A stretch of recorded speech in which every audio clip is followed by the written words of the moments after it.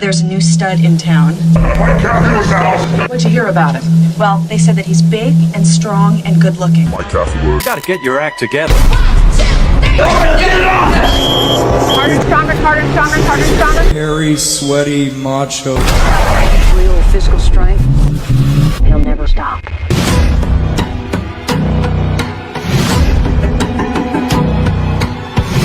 To the Work in Progress podcast. I am your host, Michael D. Catherwood. Please like, subscribe, do all that stuff so I can beat these machines. You know how it goes.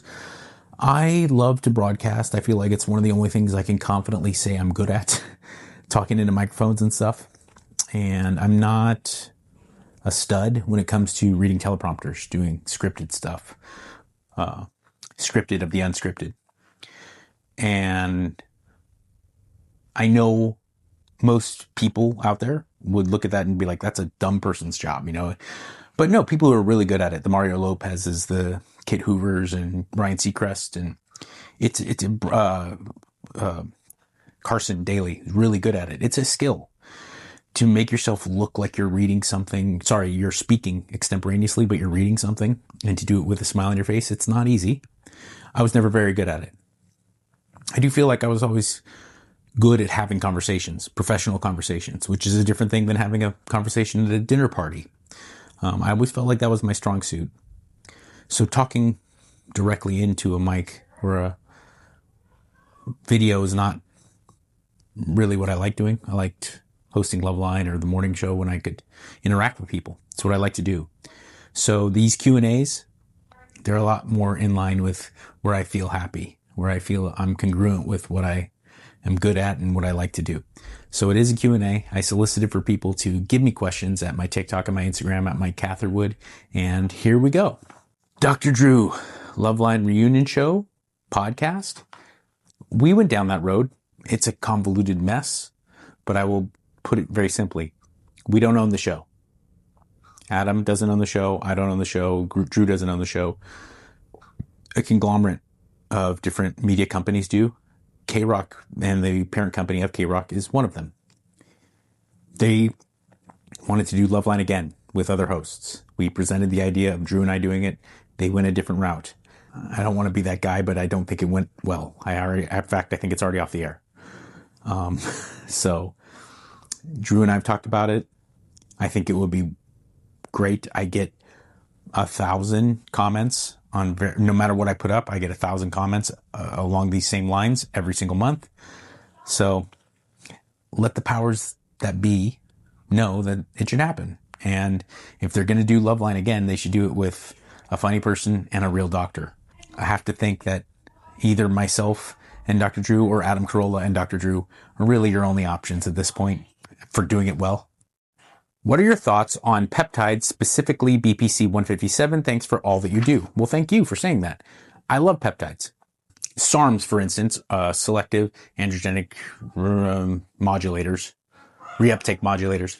SARMs were a big deal 10 years ago, and they continue to be sold. I don't promote them. I never tell anyone, be it my clients or my friends, to go into SARMs because they're still, the jury's out. There has been some horror stories regarding them, and there isn't a real hefty amount of positive research to show when and where they can be applied effectively. Hormones come with certain side effects. I'm not anti-hormone. The only negatives we see from peptides are sourcing. If you get quality peptides and you use them as you're supposed to, as prescribed, they're very, very useful. They're very healthy. There is no long-term negative side effect. There is no downside. So I'm a big supporter. I do think if you're going to do it, don't go black market. Go ahead, get your blood work done, work with a professional. And it's very easy to do. There's a lot of great companies. I work with First Optimal, and I can't encourage anybody more to work with anybody else. Joe Miller, a guy I got to know through First Detachment, one of the best supplement companies on earth, bar none. He branched out and started his own peptide and hormone and home health company called First Optimal. And I am gladly working with them and as an ambassador and a representative of that company. And I can't recommend it enough. Use my promo code Catherwood and save yourself some money, but also let them know that I sent you. And like I said, I think peptides are an amazingly useful tool. And It's very hard to use them incorrectly. Most people are not going to just go willy-nilly with injectable stuff and use them, overdose with them or use them irresponsibly. And there's a lot of great peptides that do a lot of great things. BPC 157 is the only peptide that I currently use. I'm open to using a lot. I just don't do it. I use pharmaceutical grade testosterone prescribed by a doctor, and I use a baby dose. I actually told my friend who's a competitive bodybuilder, who will remain nameless, I said, yeah, I'm using test Sipin 8, HRT. He goes, how much are you taking? I go, 90 milligrams a week. He goes, that's bikini competitor amounts. I was like, I know. Well, I'm not looking to be Mr. Olympia.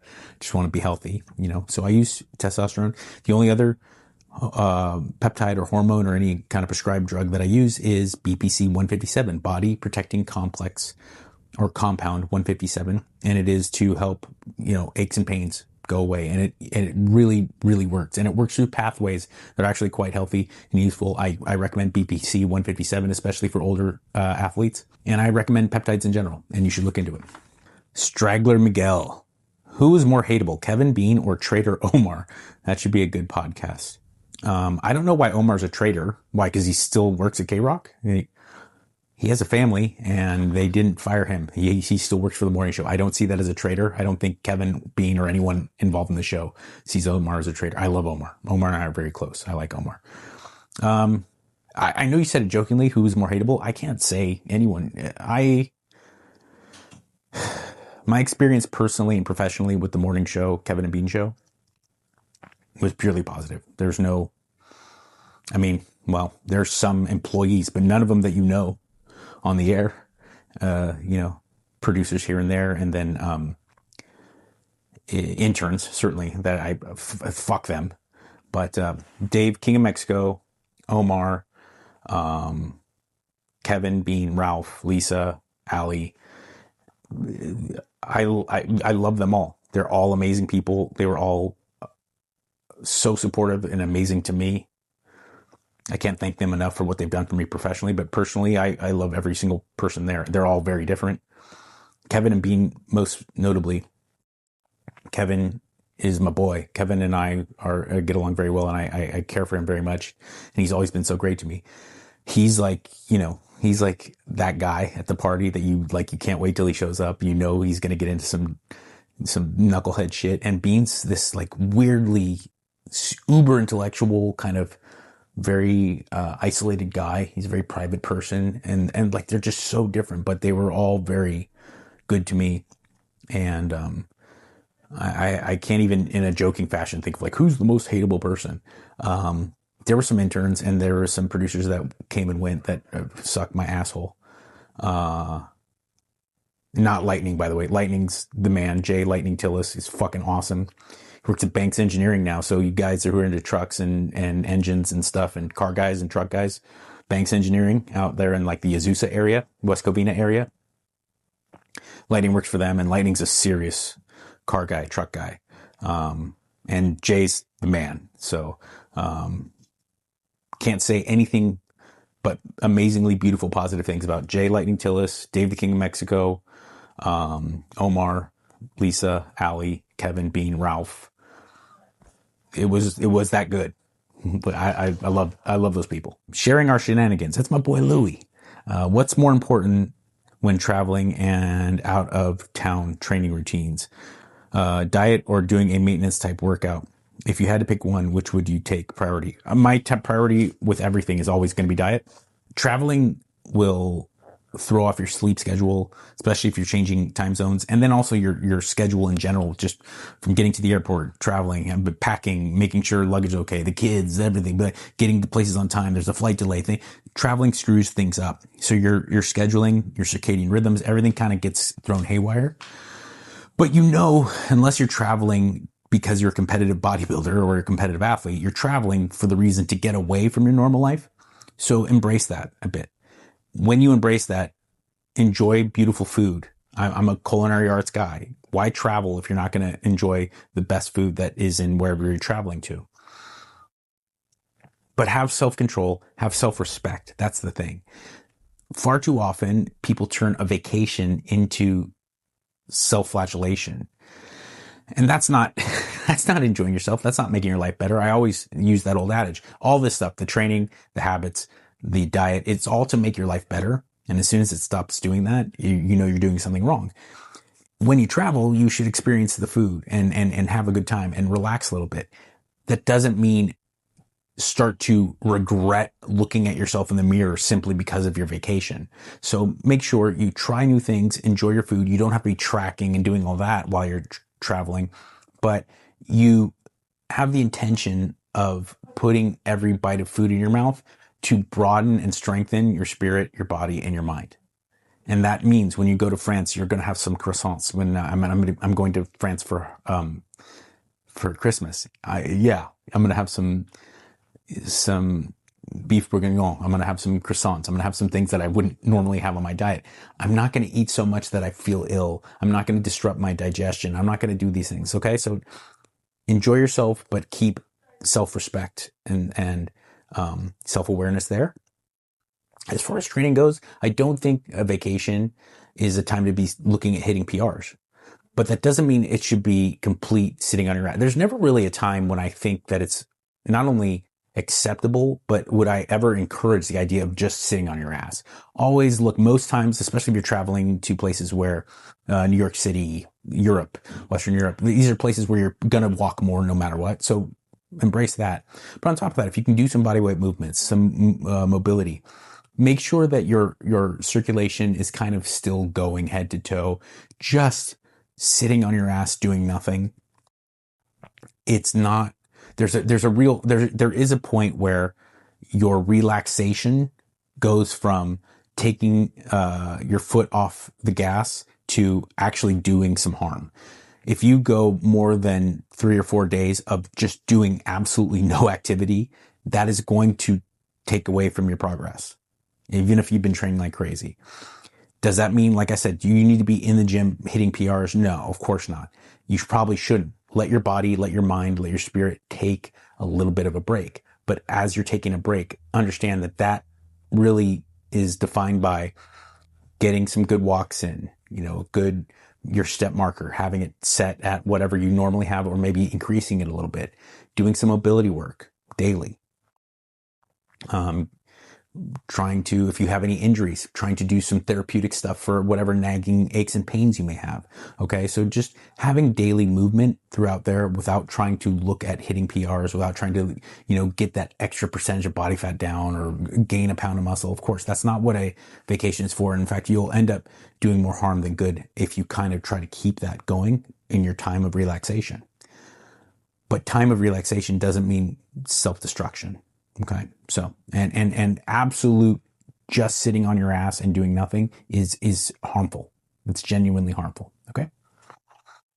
Mike Tyson's favorite pigeon. It's a great title. Okay. For women going through perimenopause, how do hormones affect weightlifting and diet? They affect it greatly. I'm not an expert when it comes to female specific perimenopause kind of hormonal changes. What I do know is perimenopause and aging for females when it comes to hormones, the biggest effect that it has is with mood, with your mental health. And I'm not saying that you go crazy. What I do mean is it's going to be harder to stay disciplined, to keep cravings at bay. Once you get to that age where perimenopause starts to creep in, that stuff goes out of whack. That I do know from small amounts of research, but also just from being in the game and talking with women who are very committed. The hardest part is not, your metabolism slows down greatly. Everyone's metabolism slows, and it's not as much as we like to make it seem as you age. Your testosterone is going to go down a bit. You may have estrogenic problems. These are things that are real, but it's not as problematic as people like to make it out to be. The major shifts that happen for women hormonally when it comes to perimenopause are mostly mental and emotional. And those can down chain cause a lot of problems when it comes to training, eating right, those kind of things, getting good sleep. Your mood is greatly affected. Your motivation to do certain things is greatly affected. Your cravings are greatly affected. The way that you look at it, a lot of times you can get extraordinarily hungry, like just cartoonishly hungry. Other times you will have no hunger whatsoever for days on end. So these are the things that I like to watch out for. Work with someone, as a lot of men have really, really kind of nailed this down in the last 5 or 6 years, where they start to work with a medical professional to deal with their internal health as they start to age, the changes that happen, how that can be applied, how certain things can be mitigated, how certain things can be strengthened as you start to get 35, 40, 45 years old. Women need to start doing that same thing. It's not just a matter of like, I need to work out harder. I need to lay off the bread more now that I'm getting older. No, go see an endocrinologist, go see a doctor, someone who specializes in this stuff, and they can help you from a scientific standpoint to help deal with these issues. Okay. Jake JD. Oh, my boy Jake. Jake's a good dude. Please talk about training load and the amount that is needed for progress. Also, we know that in terms of results, it is not 50% diet or 50% training. Where would you place those percentages? Okay. Training load. It's a great question. Whether you're looking to lose body fat, whether you're looking to get big and buff, you want to be a bodybuilder, you want to be Tyler Durden in Fight Club, you want to be that girl who draws eyes around the pool in summertime, has nothing. You always need to be pushing. A workout journal is necessary. It's vital. And looking to push more and more weight, progressive overload. The more and more you can progressively overload the musculature that you're training, you have to be doing it. So training load is important. Training load is a product of a larger thing here. Do you need to be increasing weight every time you train if it is going to compromise your form and range of motion? No. Your training load needs to be progressively increasing as you continue training. That is true. But it only needs to be increasing through a full, safe, and effective range of motion with perfect form. You have to have the patience and the self-awareness to nail down form. Form means a complete range of motion. I don't care if you could only squat 225 below parallel and you show me a video, it's like, now I can squat 315 and you go down 1.5 inches and your back's about to break. No. If you can now do 245 with a full range of motion and a completely upright torso on a high bar back squat, that's what you're looking for. Is it going to slow the amount of weight that you add? Yes. Is that okay? Yes. So weight is simply a product of what you're doing. You are not a power lifter. If you are a power lifter, it's a completely different conversation. Power lifters are looking to move a weight from point A to point B within the rules of their organization that they compete in. However you do that, the judges go, yep, that's a good rep. That's your business. That's not what you're trying to do when you're trying to change your physique. You do want to be adding weight, looking to add weight, get stronger. That is absolutely paramount. It's what you want to be doing. But you want to be doing that in a way that is providing increasing levels of tension to the muscles that you're trying to train. If you add more weight by fudging your form, that's not okay. If you add more load by distorting the range of motion in which you're training, that is not okay. You want to look to load as being a paramount tool to getting a better looking physique only within these guidelines. And that is that you go through the full range of effective range of motion and do it with perfect form. Stability initiates the quality of the contraction. You have to be head to toe stable in what you do, no matter what the exercise is. That is the first most important thing. And once you achieve full stability, you initiate the movement with the muscles that you want to initiate the movement with. A bench press, you want to initiate it with the front delts in the chest. You have full stability, you initiate it, boom, with the muscles you're trying to train. Once you can do that through a complete range of motion with a certain amount of weight and a certain rep range, you increase that as you go on. Once that anything with stability, range of motion, or form starts to be compromised, you need to stop. You need to back down on the weight and reset, because those are the first 3 tenets that need to be met before you can start to add weight. Okay. And also 50% diet, 50% training is the old adage. What would you place those percentages at? I'd say 90% diet, 10% training. You have to train. I'm not saying it's not necessary, but I was just talking about this with a Patreon client. There's plenty of people who train like a complete puss that have perfect diets that look amazing. And there's plenty of people who train like animals who eat like shit and look like shit. they don't go in the opposite direction. That's how important diet is. If you're looking from an aesthetic standpoint, I'm not talking about performance. If you're from an aesthetic standpoint, if you nail down your diet, you have a perfect amount of calories for your body weight, and you're achieving your goals. You want a deficit to lose body fat, slight surplus to gain some muscle mass. You hit that. You got your macros dialed in specifically to you and how you thrive optimally. And you train pretty good a couple times a week. Everything will be fine for you. You will look good. You will take your shirt off and people go, damn. You'll put your bikini on and people go, damn. Okay. You can train like an animal. And if you just throw up your white flag when it comes to eating, you're never going to have the results you want. That's a guarantee. And that includes PED users. Okay. There's plenty of dudes who train like animals and are geared up towards, but they just look like kind of buff, strong frat guys. They'll never, they'll never have like the, oh my gosh, physique. That's when you turn things on, when you train like an animal and you have your diet dialed in, that's the people who make lots of money doing it. That's what you got to do. But if you're just a person that you're a regular dude, regular gal, you want to look amazing. If you give everything to your diet, not weekly cheat meals, not like, I've eaten great today, but I'm going to have a couple scoops of peanut butter just because, or I've earned this. I just had it, no, you know what I'm talking about. If you fudge it with diet and you train like an animal, you will see gains. You'll never be happy with what you're seeing. When you buckle down with a diet and the training's there, you will make that difference. It's a guarantee. So I would say this is subjective. This is not a quantifiable thing, but I would go as far to say it's 90-10 diet to training. From my cousin, Rudy Cisneros, Culo Breaker on Instagram. How are you so much of a puto?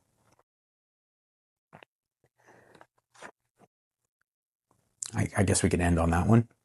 Like, subscribe so I can beat these machines. Plus, all my stellar ebooks are available at my Shopify store. I have a link in all my relevant stuff, including whatever you're watching or listening to this show on right now. So go check it out. And remember, in my crazy mix-up world that we call life, where you think nobody cares, I do. Be good.